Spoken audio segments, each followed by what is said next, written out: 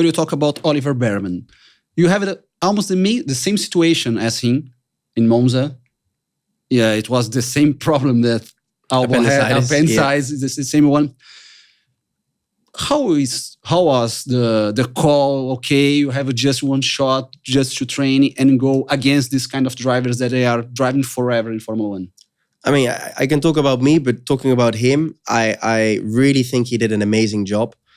I mean, he's 18 years old. Yeah, 18 years old to turn up. You have no free practice. I mean, one session, and to do the job he did, to me is very impressive. I obviously did it at a much later point in my career, but also if I put myself back into my shoes when I was 18, I mean, I looked like 12. I would have never been able to drive the thing. But you outscored the teammates when you drove at Monza for the first time. You outqualified him and finished in front of him in the race.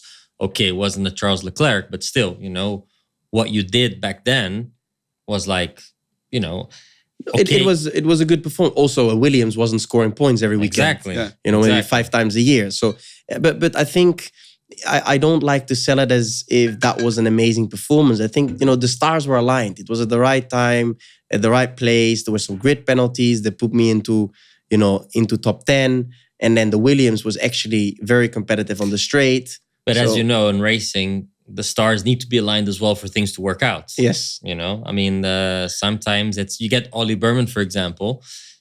Let's say he didn't do this race and his season F2 because Prema's struggling a little bit. Let's say he would have finished the season in P5, I don't know, in his second season. He wouldn't have a chance in F1. Then he probably maybe does a third year in F2, and then he's obliged to win the season because it's a 30-year race, basically, Now, after doing a solid job, because of one race, because of appendicitis as well, whatever, stars were aligned, he did a solid job. And, even if, let's say he finishes now, let's say P5 or P4, in front of Antonelli, let's say he finishes, because 1 year of experience in F2 counts a lot. Doesn't matter how amazing of a star you are, 1 year of Formula 2, knowing the tracks, knowing the tire, it makes a big difference, But now his chances more than, I would say, tripled for him to get maybe something in F1 from next year, just because of his one race. Yeah, I mean, he definitely put a good show on for himself. And as I said, I really think he did an amazing job to do that at 18 years old with that experience in a Ferrari is also, it's a big thing. But arguably, for his championship, it was not good. It was not a race. No, he didn't race. He is missing the point. I mean, he put it on pole. He was good last year at street tracks. I mean, last year he also fought for the win in Jeddah. He won twice in Baku. But I think at the end of the year, especially in our sport, you're as good as your last race, and people at the end of the day only remember who won, or titles count. And if he finishes third or fourth, I'm not sure what would have been better, whether doing that race or winning the championship. In all honesty, I think if I'm but if he finished third or fourth, not too many points away from the leader, then there's a good case. He can say, well, I didn't do 2 races, which I started in pole. I didn't even do it. I could have agreed at least won one of the races, because do you think that was the Monza race that you did was the trigger point to get you the seat? Yes. That was the thing that gave you the opportunity. But I think it was at a very different, the timing was very different, because I already did F2, 3 years before that. It was 2019 when I won it. And I was in Formula E in a different, on a different path. And then it came kind of my way back. I remained in the system, but I wasn't necessarily, in the run for one. But in his case, obviously, he is still in F2 and working towards F1. And then you have your chance to drive for AlphaTauri in the next year. First of all, did you have a chance to continue in Williams for 2000? No. No, zero chance. Zero chance. And then you go to AlphaTauri. Yeah.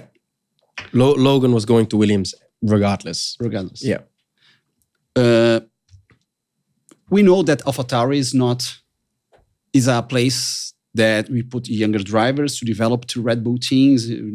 They give chance to everyone, but the pressure is always there. We saw a lot of drivers, like experienced drivers, for example, Sebastian Loeb, Sebastian Buemi. They are experienced drivers. No, Sebastian Bourdais. Bourdais. Love has different talents. Yeah. Sebastian Bourdais, Sebastian Buemi, and other drivers, experienced drivers, and they suffer a lot. How was the pressure in AlphaTauri to even perform? the Formula E champion, Jan-Erik Vergne. Yeah, Vergne, yeah. And others. If I look back to my short stint in Formula One, I have zero regrets, because if I go back in time, I would have not really done anything different. I would have still taken the opportunity. And still today, I'm very grateful for the opportunity, because it allowed me to fulfill my childhood dream. And they gave me the chance to do that. So there is no reason to feel bitter about it.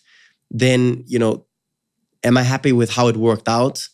Not necessarily, because, I think for many different reasons, I was probably not at the right place at the right time. But I don't really have any hard feelings towards that. It's like life and my career is a long journey, and this is a chapter that is part of it. And I also learned that, there is much more racing out there than just Formula One.